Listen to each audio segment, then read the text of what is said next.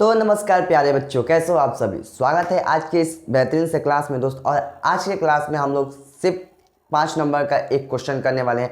यानी आज का क्लास बहुत ज़्यादा बड़ा नहीं होने वाला, यानी 20 से 25 मिनट का क्लास होगा और बहुत ही बेहतरीन होगा। क्यों आज के क्लास में हम बस एक ही टॉपिक लेके आए हैं, उसका भी कारण है क्योंकि चैप्टर 2 का यहाँ से समझिए कि आपका 50% क्या हो गया, समाप्त हो गया।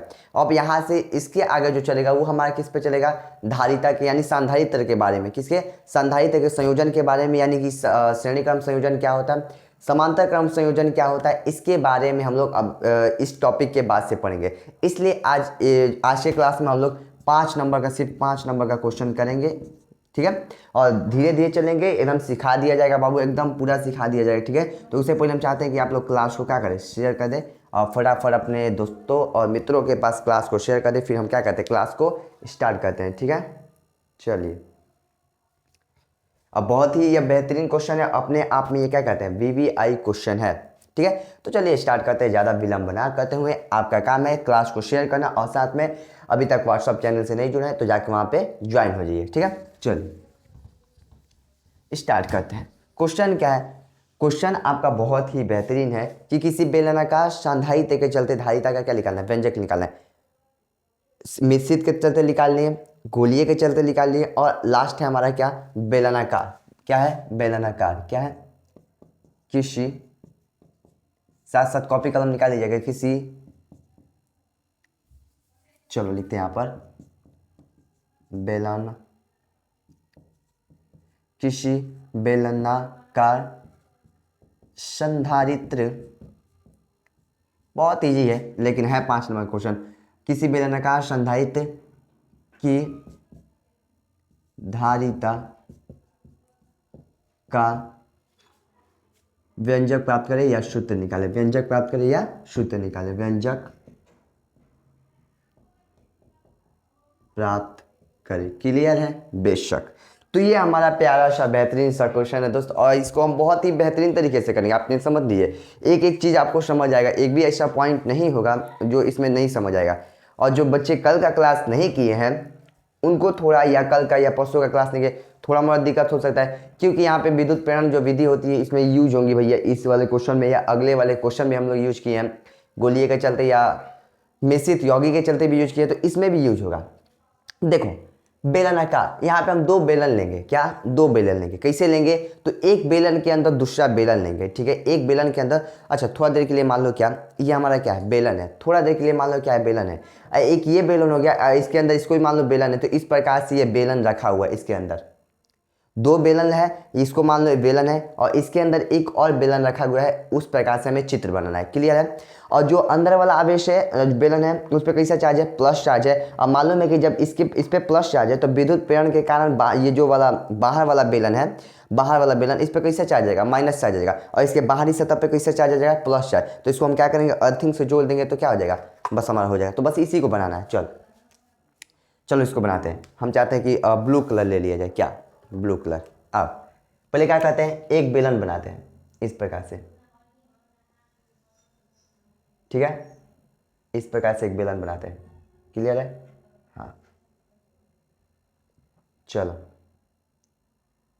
इस प्रकार से एक बेलन बना लिए, बेशक इस प्रकार से, इस प्रकार से, क्लियर है। एक ये बेलन हो गया और एक ऐसा बेलन बनाना है कि जो इसके अंदर हो, क्या हो, अंदर हो। देखो कैसे बनाते हैं, एक ये बेलन हो गया और एक ऐसा बेलन बनाते हैं यहाँ पर,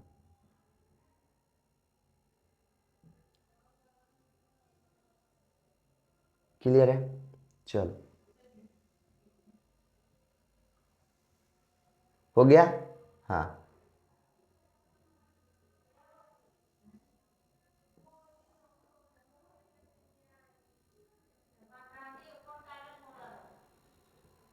देखो ये बेलन बना रहे हैं, थोड़ा मोड़ा चित्र बनाना नहीं आता है, ठीक है, इससे मजाक मत बनाइएगा मेरा। चलो ऐसे 2 बेलन ले लिए हैं, यानी ये एक बेलन ये हो गया बाहर वाला और इसके अंदर एक ऐसा एक और बेलन रख दिए हैं। अब क्या कहते हैं कि जो ये अंदर वाला बेलन है इस पर कैसा चार्ज है, जो अंदर वाला बेलन है, हम चाहते हैं एक बार वीडियो को देख लिया जाए। देखो डीप हो रहा था, कोई बात नहीं। जो अंदर वाला बेलन है इस पर कैसा चार्ज है, प्लस चार्ज है। 2 3 4 5 6 7 8, 1 2 3 4 5 6 7 8। क्यों गिने? क्योंकि मालूम है जितनी संख्या में प्लस चार्ज होगा उतनी संख्या में विद्युत प्रेरण के कारण दूसरे वाले प्लेट पर कैसा चार्ज आता है, माइनस चार्ज आता है। यानी टोटल कितना लिया, 2 2 4 2 6 2 6 8, 2 2 4 2 6 2 6 8, यानी दोनों तरफ 8 बनाते हैं। 1 2 3 4 5 6 1 7 1 8, 1 2 3 4 5 6 7 8, और इनका जो योग होता है कैसा होता है, शून्य होता है। कैसा होता है, शून्य होता है। अब हमें क्या करना है, एक अनंत लंबाई का एक तार खींचना है। क्यों खींचना है आपको लास्ट में मालूम चलेगा। एक अनंत लंबाई का ये क्या है, तार है, ठीक है। यहाँ से इस बिंदु के यहाँ से दूरी क्या मान लेते हैं, ए, यानी इसकी त्रिज्या क्या है, ए है, ठीक है। और मतलब कि यही बिंदु से यानी सेकेंडरी बिंदु से यहीं से इसकी त्रिज्या क्या है, बी है। तो इसको हम इस प्रकार से नीचे बना देते हैं कि बड़े वाले की त्रिज्या क्या है, बी है। बड़े वाले इस केंद्र से बड़े वाले की जो गोले की त्रिज्या बेलनाकार की त्रिज्या क्या है, बी है। और यहाँ से क्या भैया, ए है, क्या है, ए है, ठीक है। क्लियर। इस प्रकार से हम इसको त्रिज्या मान लिए। तो लिखेंगे कैसे, माना ए त्रिज्या के धनावेशित बेलन है जिस पर प्लस चार्ज, मतलब धनावेशित तो बोले दे, तो उस पर कैसे चार्ज है, प्लस चार्ज है। तथा बी त्रिज्या के जो बेलन है उस पर कैसे चार्ज है, ऋणावेशित चार्ज है। इसमें एक अनंत लंबाई की तार की क्या की गई है, कल्पना की गई, ठीक है। इतना बढ़ा सकते हैं। और भैया जो बी वाला है, यानी जो ये वाला है माइनस वाला, इसको हम क्या कर दिया, भू संपर्कित कर दिया, अर्थिंग जोड़ दिया। क्या कर दिए, भू संपर्कित कर दिए। कैसा, भू संपर्कित कर दिए, ठीक है। क्या कर दिया, भू संपर्कित कर दिया। क्लियर यहाँ तक। यानी यहाँ इसके बाहर से तब कैसे चल जाएगा, प्लस चल जाएगा। अब प्लस चल जाएगा तो इसको अर्थिंग कर दिया, तो प्लस चार्ज इसके चलते क्या हो जाएगा, निरस्त हो जाएगा। इसे निकलने वाले इलेक्ट्रॉन क्या कर देंगे, इसको निरस्त कर देंगे, ठीक है। चलो अब क्या करेंगे, अब आपको मालूम है एक फॉर्मूला हम पढ़ाए आपको, क्या कि ई बराबर, जो ई बराबर फॉर्मूला हम आपको पढ़ाए थे क्या, माइनस डी बटा में डी क्या, डी एक्स, यही पढ़ा है। हाँ यही पढ़ा है फॉर्मूला, इसमें किसी को दिक्कत। तो चूंकि भैया यहाँ पे यही फॉर्मूला पढ़ा है, दूरी या एक्स लगा पे क्या पढ़ा है, आर पढ़ाए थे। कहीं भैया एक्स नहीं, आर था, ठीक है, आर था। तो ई बराबर यानी कि जो हमारा विद्युत क्षेत्र की तीव्रता थी वो विभव प्रवणता के ऋण मान के क्या था, बराबर था। यानी डीवी बटा में डी आर क्या होता था, हमारा विभव प्रवणता होता था, ये विद्युत क्षेत्र की तीव्रता, ठीक है। हम क्या करते हैं, जो डी आर है इसको इस साइड लाते हैं, माइनस को भी इस साइड लाते हैं, तो जो डी भी बराबर आ जाएगा, क्या आ जाएगा, माइनस ई डी आर आ जाएगा। अब हम क्या करते हैं, दोनों तरफ समाकलन कर देते हैं, दोनों। यहाँ पे थोड़ा दिक्कत हो सकता है जो बच्चे समाकलन नहीं पढ़े, और हालांकि समाकलन आपके चैप्टर 7 का है, तो अभी वहाँ तक पहुँचने में आपको 4 साल बोल रहे हैं, यानी कि 1 साल का एग्जाम ही होता है, 4 से 5 महीना लग सकता है दोनों तरफ समाकलन करने पर। तो जिनको नहीं समझ आएगा वो डायरेक्ट याद रख सकते हैं, जब आपका समाकलन पढ़ाई हो जाएगा तो उस समय बहुत ही बेहतरीन तरीके से आ जाएगा। तो दोनों तरफ क्या कहते हैं, समाकलन का चिन्ह इस प्रकार से होता है, सम का अर्थ होता है भैया जोड़ना, और इसको माइनस बाहर कर देते हैं यहाँ से, ई डी आर। क्लियर है। अब देखो यहाँ पे लिमिट यूज होगा। लिमिट क्या भैया, कि इसका लिमिट कहाँ से कहाँ तक होगा। लिमिट तो हमारा मालूम है कि ए और बी है, तो हम अपना पूछना चाहेंगे कि दोनों में से बी ए प्लेट का जो ए त्रिज्या की जो ए त्रिज्या है और जो बी त्रिज्या है, इन दोनों में से दोनों का विभव किसका कम है। तो हमें भैया सीधा मालूम है कि जो बी होता है वो सीधा समानुपाती होता है किसके, आर के, किसके, आर के। यानी दूरी जिसका जितना अधिक होगा विभव उतना कम होगा। तो बी वाले का क्या है, दूरी अधिक है, ए की तुलना में बी वाले का दूरी अधिक है, तो इसका विभव क्या होगा, कम होगा। तो मालूम है नीचे होता है निम्न मान और ऊपर होता है उच्च मान। तो निम्न मान हमारा हो जाएगा बी और उच्च मान क्या हो जाएगा, ए हो जाएगा। क्लियर है, क्या हो जाएगा, ए हो जाएगा, ठीक है, क्या हो जाएगा, ए हो जाएगा, ठीक है। यानी बी हमारा निम्न भी हो जाएगा, ऊपर वाला उच्च भी हो जाएगा। अब हम क्या कहते हैं, समाकलन देखो होता क्या है, जब भी आप समाकलन करने जाएंगे यानी dx का जो समाकलन होता है वो क्या होता है, x प्लस का c होता है। तो जब यहाँ पे dv है तो यहाँ पे क्या हो जाएगा, v हो जाएगा, c नहीं लिखाएगा क्योंकि भैया वो मैथ की बातें हैं। c होता है कि यहाँ पे कोई और मान आ सकता है, ठीक है, और कोई मान आ सकता है, बस वो होता है, ठीक है। अब यहाँ पे देखो, यहाँ पे कौन सा कांस्टेंट है, कांस्टेंट कुछ नहीं है। अभी क्या कहते हैं, लिमिट जस्ट करता से रहते हैं b से a। अब E का फॉर्मूला बताया है अनंत लंबाई के धनावेशित तार के चलते। पहले चैप्टर में बताया है कि अनंत लंबाई के तार क्यों खींचे, इसीलिए अनंत लंबाई क्या बताए थे भैया, E बराबर बताए थे आपकी लैम्डा बटा में 2 पाई आर एप्सिलॉन नॉट होता है। तो बस E का वैल्यू यहाँ पे रखेंगे क्या, lambda 2 pi R epsilon naught और इनटू में डी आर। देखो जिसके सापेक्ष समाकलन होता है उसको छोड़ के बाकी सब हमारा क्या होता है, कचरा होता है। तो किसके सापेक्ष हो रहा है, आर के सापेक्ष। तो आर के छोड़कर इसमें आर जहाँ दिख रहा है आर को छोड़कर बाकी सबको बाहर कर देते हैं। तो v बराबर क्या हो जाएगा माइनस लैम्डा अब बटा में क्या हो जाएगा 2 पाई एप्सिलॉन हो जाएगा और अंदर में बचेगा b से a और 1 में r होता है और dr होता है। v जस का तस अब देखो माइनस लैम्डा अब बटा में 2 पाई एप्सिलॉन और जस का तस 1/r का जो समाकलन होता है वो क्या होता है, याद रखने वाली बातें हैं, क्या होता है log r होगा। किसका 1/r का जो समाकलन होता है क्या होता है log r होता है और लिमिट कहाँ से b से एक बार क्या करेंगे, एक बार r के स्थान पे b a रखेंगे और एक बार r के स्थान पे b रखेंगे। ठीक है, तो minus lambda 2 pi epsilon naught और एक बार क्या रखेंगे log r के जहाँ पे a और माइनस log r के जहाँ पे क्या हो जाएगा b हो जाएगा। अब जो माइनस यहाँ पे बाहर है उसको क्या करते हैं, उसमें अंदर गुणा करते हैं। जब अंदर गुणा करेंगे तो क्या निकल के आएगा, तो लैम्डा 2 पाई एप्सिलॉन और जब अंदर गुणा कर देंगे तो ये जो प्लस में है ये माइनस में हो जाएगा, जो माइनस है वो प्लस में हो जाएगा, यानी log b और माइनस का log क्या हो जाएगा a हो जाएगा, a हो जाएगा। ठीक है, क्लियर है, ये चीज़ें थी। अब क्या करना है भैया, ये तो हमारा v का वैल्यू लिख रहा है, v लिख रहा है, लेकिन हमें क्या निकालना है, धारिता निकालना है।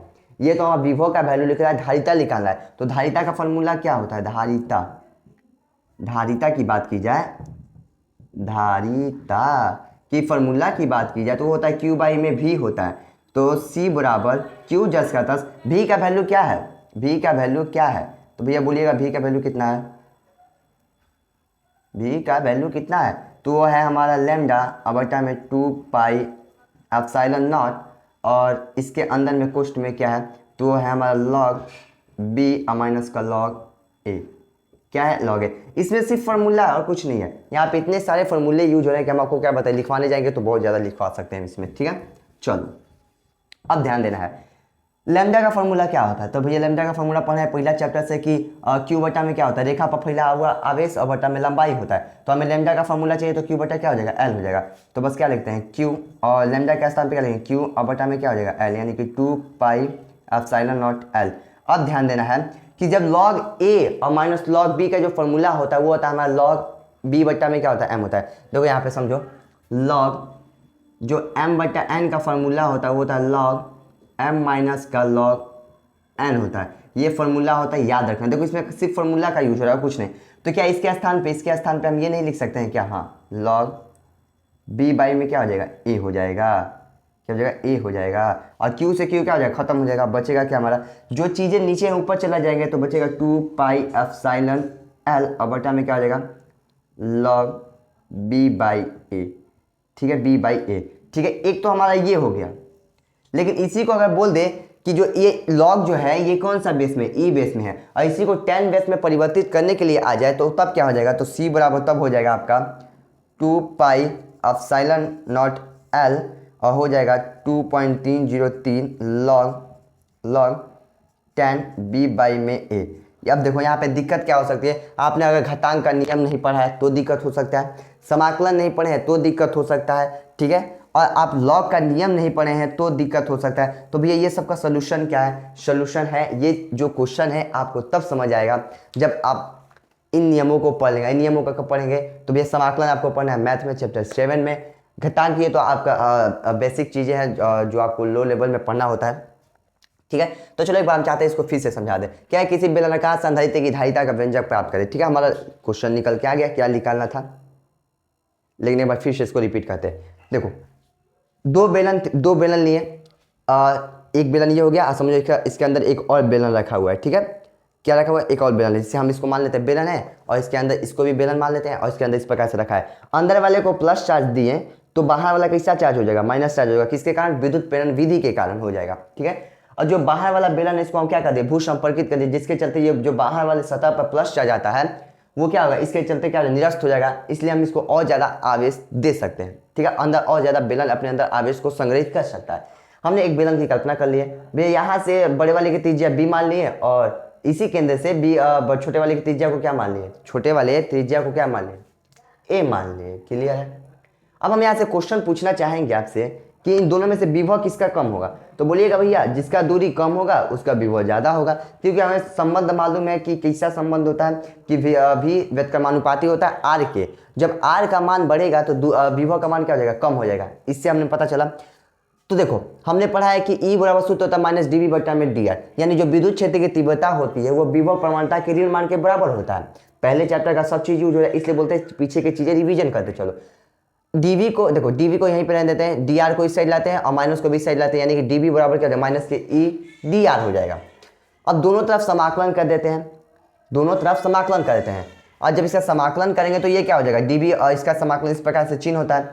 लिमिट कहाँ से कहाँ तक यूज किए, बी से ए, बी से ए, ठीक है, बी से ए, ठीक है। अब देखो जो इसका समाकलन होता है डीवी का समाकलन होता है वो क्या होता है, भी होता है। अगर यहाँ पे डी टी रहता तो टी हो जाता, अगर यहाँ पे डी जेड रहता तो जेड हो जाता। इस प्रकार से याद रखना, यानी जो रहेगा उसका समाकलन हो जाता है, ठीक है। अब देखो माइनस ई का फॉर्मूला क्या होता है, अनंत लंबाई के धनावेशी तार के चलते तो लैम्डा बटा 2 pi R epsilon not into में डी आर लिमिट जस का तस है। जिसके सापेक्ष चौकलन हो रहा है उसको छोड़कर बाकी सब हमारा क्या है, कचरा है, उसको बाहर निकालते हैं। तो माइनस लैम्डा बटा में 2 पाई एप्सिलॉन नॉट बाहर हो गया और 1 बाई में आर, और 1 बाई आर का जो समाकलन होता है वो लॉग आर, डायरेक्ट याद रखना होता है, लॉग आर होता है, ठीक है। चलो लिमिट बी से ए। अब देखो एक बार आर के स्थान पे ए रखेंगे और एक बार आर के स्थान पे बी रखेंगे, तो एक बार आर के स्थान पे ए और एक बार आर के स्थान पे बी। अब क्या किए, इसमें माइनस का गुना कर दिए। जब माइनस का गुना करेंगे तो ये प्लस वाला माइनस हो जाएगा, माइनस वाला प्लस हो जाएगा, तो यहाँ पे हम कर दिए। अब देखो लैम्डा बटा में 2 पाई एप्सिलॉन, ये हमारा भी का वैल्यू लिख रहा है, हमें निकालना है धारिता का। किसका निकालना है, धारिता का। तो हमें धारिता का फॉर्मूला मालूम है क्या होता है, सी बराबर क्यू बाई में भी। तो क्यू जस का था भी का वैल्यू रखे लैम्डा बटा में pi epsilon naught 2 pi epsilon naught log b minus का लॉग है, ठीक है। अब लैम्डा का फॉर्मूला होता है, पहले चैप्टर से पढ़े हैं, क्या होता है, क्यू बाई एल होता है, रेखा पर फैला हुआ आवेश और बटा में लंबाई के अनुपात को रेखीय आवेश घनत्व कहा जाता है, इसे बोलते हैं रेखीय आवेश घनत्व बोलते हैं। तो क्यू से क्यू खत्म हो गया, एल तो नीचे हमारा 2 pi R epsilon naught L जो है वो हमारा ऊपर चला जाएगा और नीचे बचेगा लॉग बी बाई ए, ठीक है। तो ये हमारा यहाँ तक भी सही है, लेकिन कभी कभी पूछ देगा कि इसको tan बेस में परिवर्तित करने, क्योंकि ये क्या है, लॉग ई में है। जब नीचे कुछ ना लिखा हो तो लॉग ई होता है, और जब इसको tan बेस में परिवर्तित करना होगा तो लॉग के इस स्थान पर नीचे में बेस पे 10 लिखना है, और उसको बदलने के लिए हम कितना से गुना करते हैं, तो 2.303 से क्या करते हैं, 2 से, यानी किसका इससे गुना करते हैं तो हमारा निकल के आ जाता है धारिता का, ठीक है। तो ये चीज़ें थी, तो हम चाहते हैं इसका एक बार स्क्रीनशॉट ले लीजिए, हम हट जाते हैं, ठीक है। चलो बेहतर है। अब देखो आज की क्लास में तो हम यहीं तक रहते हैं, क्योंकि जो टॉपिक स्टार्ट होने वाला है कल की क्लास से भैया बहुत ही मजेदार होगा, और उसमें हम पढ़ेंगे संधारित्रों के बारे में, यानी संधारित्र के संयोजन, श्रेणी क्रम संयोजन, समांतर क्रम, हमारे घर में जो तारे जुड़ी होती है किस क्रम में जुड़ी होती है, इस सब के बारे में हम लोग कल के क्लास में चर्चा करेंगे। उस पर आधारित जो प्रश्न आपके बोर्ड एग्जाम में पूछे जाते हैं वो सबको देखा जाएगा, ठीक है। तो हम चाहेंगे कि आप शुरू से अंत तक चैप्टर 2 का अभी तक जितना भी पढ़ाई हुआ है उसका रिविजन कर लीजिए, ठीक है, रिवीजन कर लीजिए। हालांकि कल तो आपका होली है, टेंशन नहीं लेना है, क्योंकि वीडियो आपके पास कैसे जाता है, रिकॉर्डेड जाता है। कैसे जाता है बाबू, रिकॉर्डेड जाता है, ठीक है। तो चलो मिलते हैं नेक्स्ट क्लास में, और आप लोग क्लास को क्या करिएगा, शेयर लगा दीजिएगा दबा के, ठीक है। चलो बाय बाय सभी को, एक बार इसका स्क्रीनशॉट आप सभी को ले लीजिएगा।